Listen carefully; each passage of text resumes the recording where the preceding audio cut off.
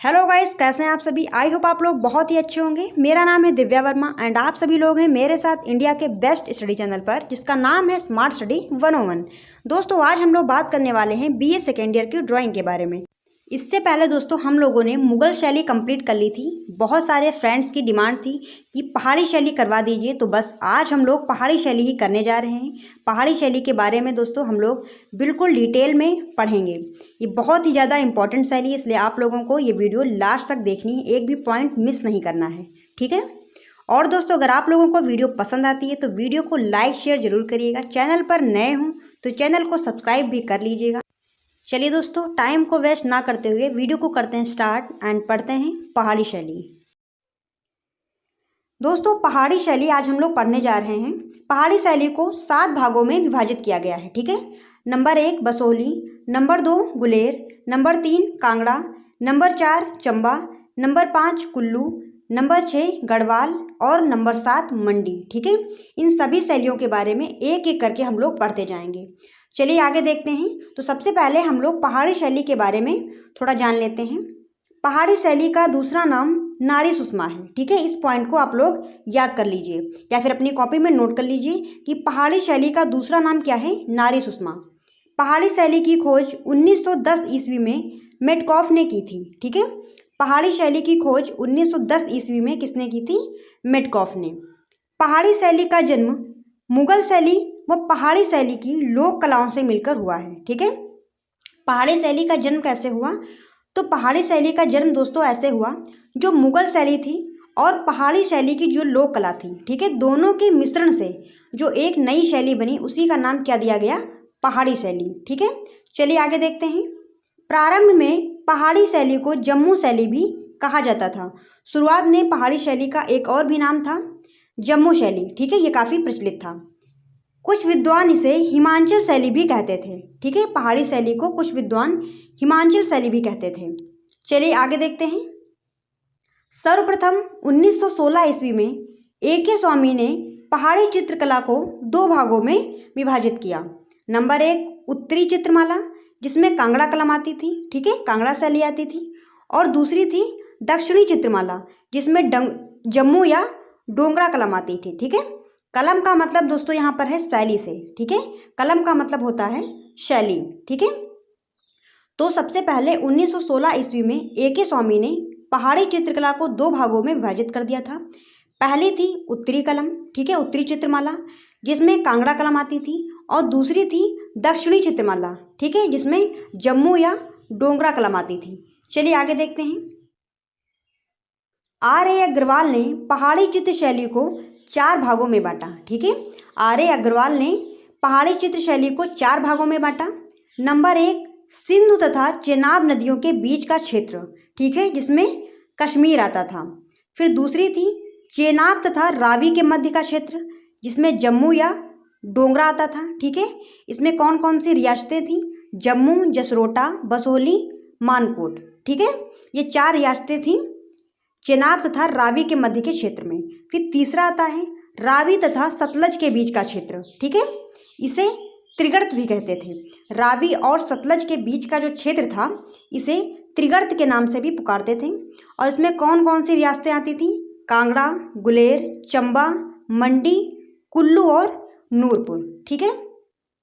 फिर आती है चौथी, सतलज के दक्षिण पूर्व में गंगा व यमुना नदियों के बीच का क्षेत्र, जिसमें बिलासपुर व टिहरी गढ़वाल, ये 2 रियासतें आती थी, ठीक है। इस प्रकार R.A. अग्रवाल ने पहाड़ी चित्र शैली को 4 भागों में बांटा है, ठीक है। चलिए आगे देखते हैं। सबसे पहले दोस्तों हम लोग पढ़ेंगे बसोहली चित्र शैली, ठीक है। चलिए सबसे पहले हम लोग जान लेते हैं कि बसोहली चित्रकला के बारे में पढ़ने से पहले कौन कौन से पॉइंट हैं जिनको आप लोगों को ध्यान रखना है, ठीक है। इन्हीं के बारे में आगे हम लोग डिटेल में पढ़ेंगे। तो नंबर 1 स्थापना, हम लोग देखेंगे कि बसोहली शैली की स्थापना कैसे हुई, किसने की, ठीक है। फिर देखेंगे चित्रों की खोज, ठीक है, बसोहली के चित्र जो हैं उनकी खोज कैसे हुई और किसने की। फिर ऐतिहासिक पीठिका आती है, ठीक है, बसोहली चित्र शैली का क्या इतिहास रहा। फिर हम लोग देखेंगे बसोहली शैली के प्रमुख चित्रकार, ठीक है, बसोहली शैली के कौन कौन से प्रमुख चित्रकार रहे जिनका बसोहली चित्रकला में विशेष योगदान रहा। फिर अगला पॉइंट हम लोग देखेंगे प्रमुख विषय, यानी कि बसोहली के जो चित्रकार थे उनका प्रमुख विषय क्या था, किन विषयों पर वो चित्रकारी करते थे। फिर हम लोग देखेंगे प्रमुख चित्र, ठीक है, बसोहली शैली में कौन कौन से चित्र बनाए गए। और लास्ट में दोस्तों हम लोग देखेंगे बसोहली शैली की विशेषताएं, ठीक है। चलिए आगे देखते हैं। स्थापना 765 के आसपास कुल्लू के राजकुमार भोगपाल ने राणा बिल्लो को हराकर एक राज्य की स्थापना की थी, ठीक है। 765 ईस्वी के आसपास कुल्लू के एक राजकुमार थे जिनका नाम था भोगपाल। इन्होंने राणा बिल्लो को हराकर एक राज्य की स्थापना की, ठीक है। चलिए आगे देखते हैं, जिसका नाम इन्होंने बल्लपुर अथवा बल्लौर रखा, ठीक है। भोगपाल ने राणा बिल्लो को हराकर एक नए राज्य की स्थापना की और जिसका नाम इन्होंने क्या रखा, बल्लपुर या फिर बल्लौर। और यहाँ के राजा जो थे वो बलौरिया नाम से प्रसिद्ध हो गए। 1630 ईस्वी में राजधानी बल्लौर से बदलकर बसोहली कर दी गई, ठीक है। 1630 ईस्वी में जो राजधानी थी बलौर उससे बदलकर बसोहली कर दी गई। आधुनिक बसोहली नगर की स्थापना राजा भूपत पाल ने 1635 ईस्वी में की थी, ठीक है। आधुनिक बसोहली नगर की स्थापना किसने की थी, राजा भूपत पाल ने 1635 ईस्वी में। बसोहली नगर रावी नदी के दाएं तट पर बसा हुआ है, ठीक है। जो बसोहली नगर है वो रावी नदी के दाएं तट पर बसा हुआ है, ठीक है। अब हम लोग जानेंगे चित्रों की खोज किसने की, ठीक है। सर्वप्रथम बसोहली चित्रों का रहस्योद्घाटन 1918 से 1919 ईस्वी में भारतीय पुरातत्व सर्वेक्षण के सूचना पत्र द्वारा जारी हुआ। इससे पहले बसोहली शैली के चित्र अमृतसर के बाजार में तिब्बती या नेपाली चित्रों के नाम से जाने जाते थे, ठीक है। जब तक कि बसोहली के चित्रों की खोज नहीं हुई तब तक कि यहाँ के जो चित्र थे बसोहली शैली के वो अमृतसर के बाजार में तिब्बती या नेपाली चित्रों के नाम से जाने जाते थे, ठीक है। फिर अब हम लोग जानेंगे ऐतिहासिक पीठिका इसकी, ठीक है। ऐतिहासिक इसका इतिहास में क्या महत्व रहा है, ठीक है। चलिए देखते हैं। 16वीं सदी तक बसोहली राजाओं की कहानी कला की दृष्टिकोण से शून्य थी, ठीक है। 16वीं शताब्दी तक बसोहली की राजाओं की जो कला की जो कहानी थी, ठीक है, कला के दृष्टिकोण से जो यहाँ की कहानी थी वो शून्य थी, क्योंकि यहाँ पर कोई भी चित्रकला नहीं पनपी थी। फिर आगे क्या होता है, इसके पश्चात राजा कृष्णपाल पहले नरेश थे जिन्होंने 1590 में अकबर से साक्षात्कार किया और यहीं से बसोहली चित्र परंपरा का वृक्ष रोपा गया, ठीक है। तो राजा कृष्णपाल पहले नरेश थे जिन्होंने अकबर से साक्षात्कार किया और यहीं से बसोहली चित्र परंपरा का वृक्ष रोपा गया, ठीक है। यहीं से बसोहली चित्र शैली का आरंभ हुआ। इसके पश्चात राजा संग्रामपाल 1635 से 1673, ठीक है, ये इनका समय था। इन्होंने दारा सिकों से मित्रता के कारण कला अभिरुचि में अधिक प्रबलता आ गई, ठीक है। राजा संग्रामपाल जो थे दारा सिकों से इनकी मित्रता हो गई, ठीक है, जिसके कारण इनकी कला में जो अभिरुचि थी, कला में जो रुचि थी वो और भी ज़्यादा प्रबल हो गई, यानी कि बढ़ गई। ऐसा कहा जाता है कि कुछ मुगल चित्रकारों को ये अपने साथ बसोहली ले आए, ठीक है। जो राजा संग्रामपाल थे ये कुछ मुगलिया चित्रकारों को अपने साथ बसोहली ले आए और इसी वंशावली में उत्पन्न राजा कृपाल, जिनका समय था 1678 से 1694, जो स्वयं एक चित्रकला प्रेमी थे, ठीक है। इन्होंने बसोहली कलम के प्राचीन रूप को संवारने में तन मन धन से कार्य किया, ठीक है।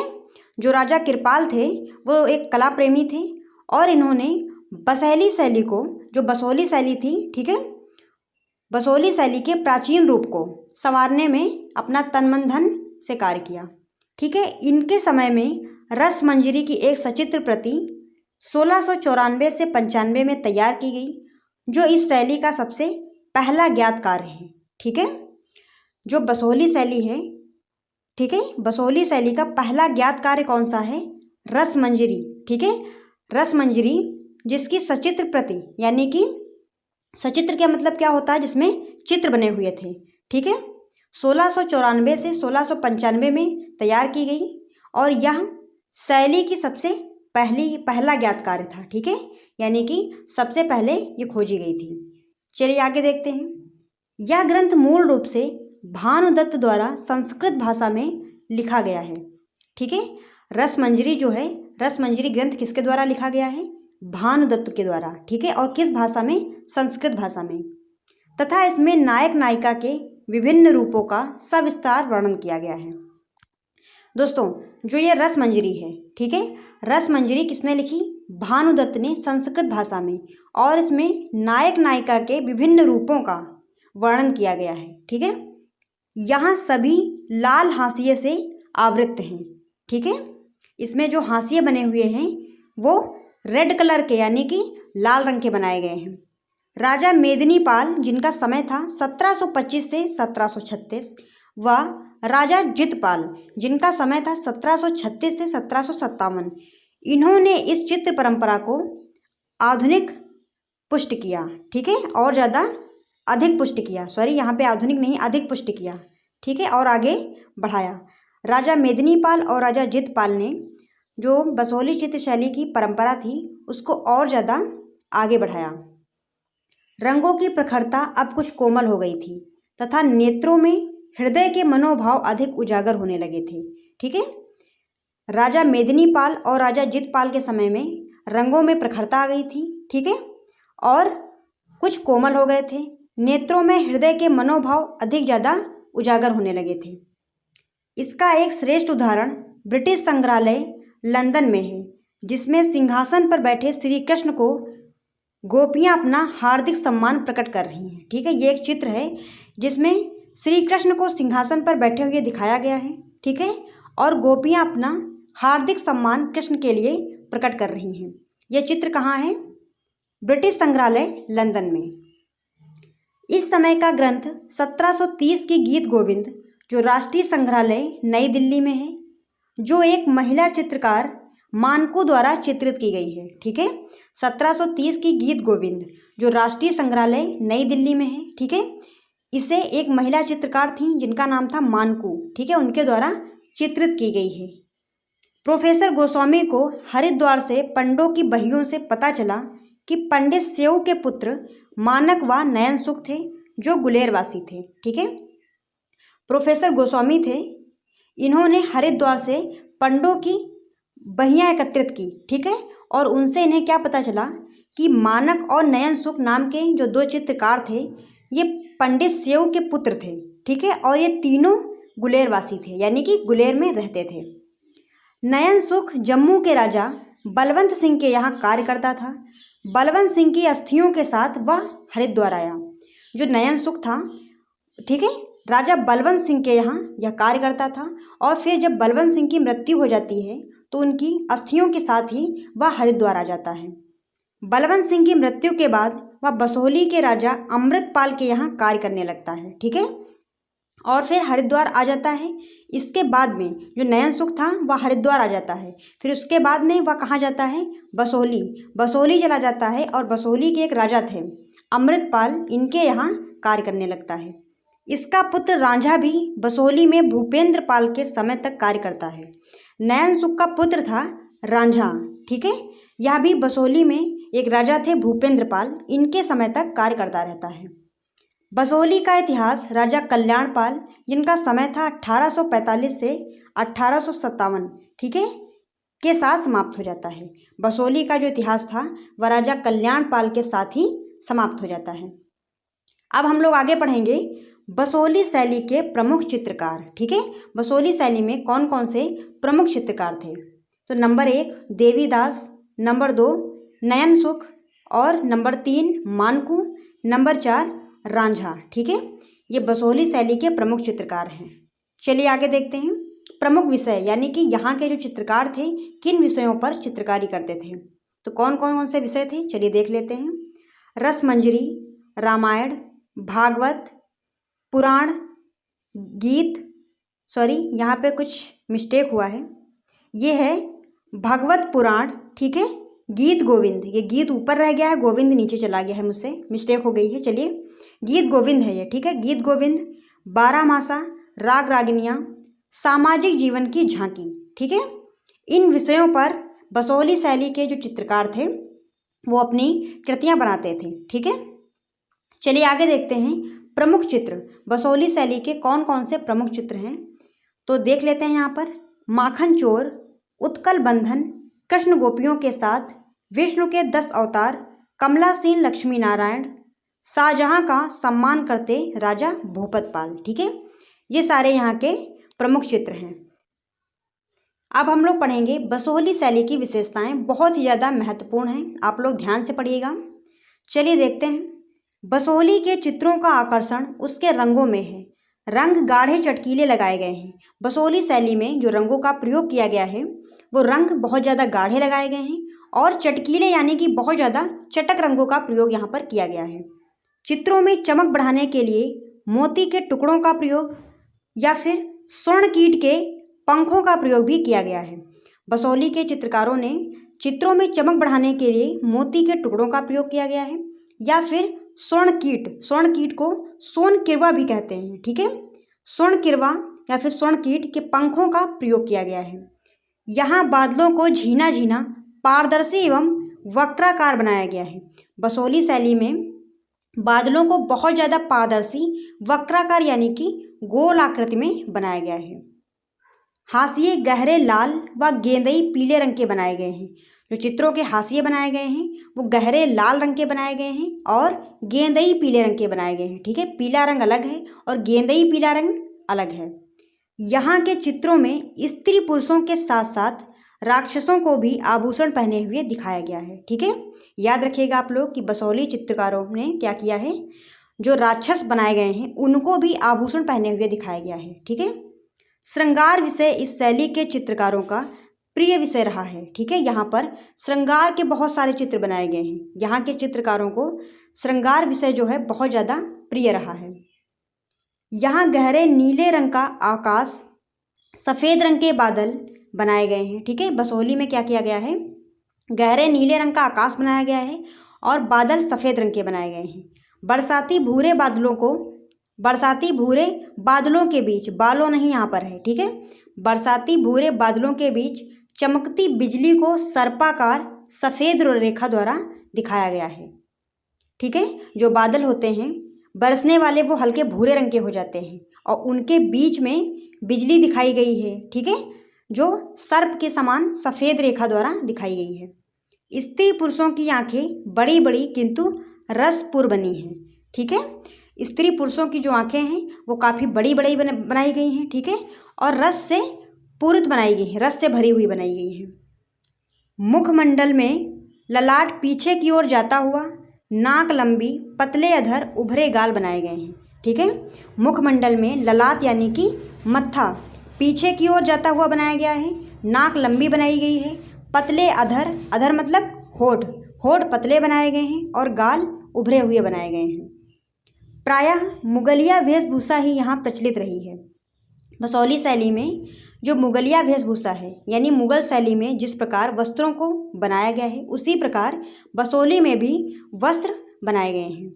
यहाँ के चित्रों पर कवित्व तथा दोहे भी लिखे मिलते हैं। ये पॉइंट आप लोग याद रखिएगा। बसोहली में क्या था, बसोहली के चित्रों में कवित्व तथा दोहे भी चित्रों पर लिखे मिलते हैं।